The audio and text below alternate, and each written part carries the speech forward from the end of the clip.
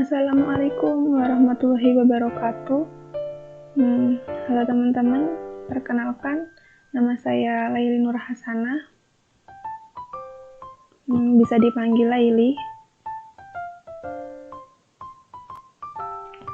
Saya dari Prodi Teknik Informatika kelas E, Universitas Nahdlatul Ulama Sunan Giri, Bojonegoro.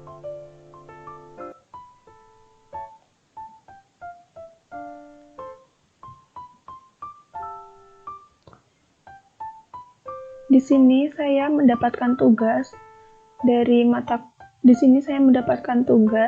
mata kuliah analisis dan perancangan sistem yang diampu oleh Bapak Ali Syaifullah, Eskom, MMSI. Di sini saya akan menjelaskan mengenai flowchart. Apakah dari teman-teman? Nah, apa itu flowchart?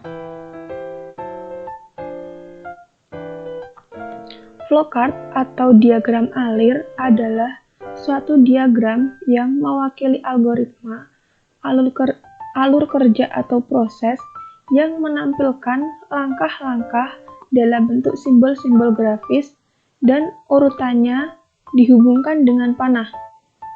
Diagram ini mewakili ilustrasi atau penggambaran penyelesaian masalah.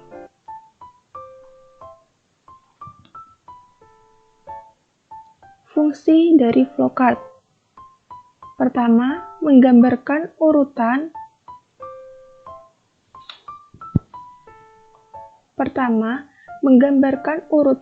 penyelesaian masalah dengan sederhana, rapi, dan jelas. Dalam teknologi komputer, flowchart berfungsi untuk melihat proses jalannya suatu program. Jadi, tanpa flowchart ini, kita akan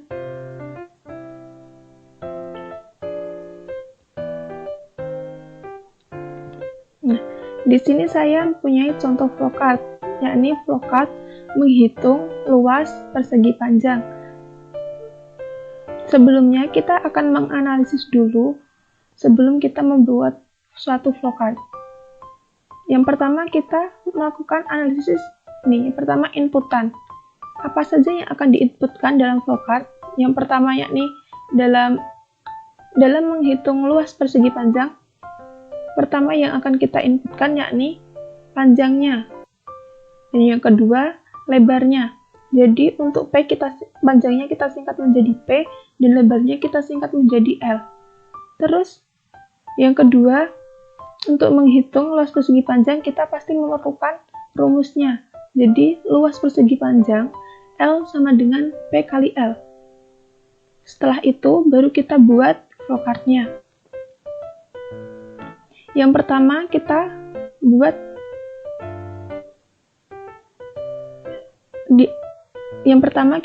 bagan mulai.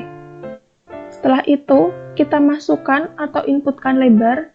Yang kedua kita inputkan panjang. Yang ketiga kita proses luas sama dengan panjang kali lebar, P kali L. Terus kita menampilkan outputnya. Yang terakhir, kita buat bagan selesai. Seperti itu. Dilanjut flowchart yang kedua.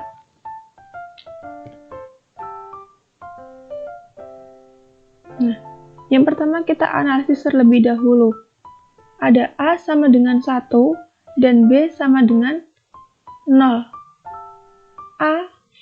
Nilai A kurang dari 10 dan A sama dengan A plus 2, B sama dengan A kali A. Setelah itu kita buat flowchart-nya. Yang pertama kita buat bagan start. Setelah itu kita proses A sama dengan 1, B sama dengan 0. Nah, jika A kurang dari 10, maka print B atau selesai. Kita bisa langsung, jadi kita bisa print ke B atau kita bisa langsung selesai, seperti itu. Jika kita mengambil yang A kurang dari 10 sama dengan print B, maka kita akan melanjutkannya, yakni A sama dengan A plus 2, B sama dengan A kali A. Setelah itu selesai.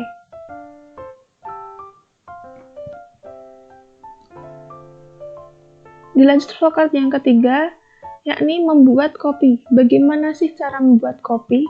Bagaimana sih alurnya membuat copy? Nah, di sini akan saya jelaskan. Yang pertama kita lihat dulu, untuk membuat flowchart pembuatan kopi ini, kita masukkan dulu bahan-bahannya apa sih untuk membuat kopi itu. Berarti ada kopi, gula, dan juga air panas. Berarti kita masukkan atau inputkan kopi, gula, dan air panas. Setelah itu kita proses. Bagaimana cara memprosesnya? Yakni kita aduk. Diaduk di sini. Kopi, gula, air panas diaduk. Setelah itu, apakah jika kopi terlalu manis, maka kita menambahkan kopi. Jika kopi terlalu pahit, maka kita menambahkan gula. Setelah itu kita proses, aduk dengan sendok. Baru, jika terasa pas, kita bisa langsung menghidangkannya. Tidak hanya sampai di situ, misal nih, kita setelah input kopi, gula, dan air panas, terus kita aduk dengan sendok.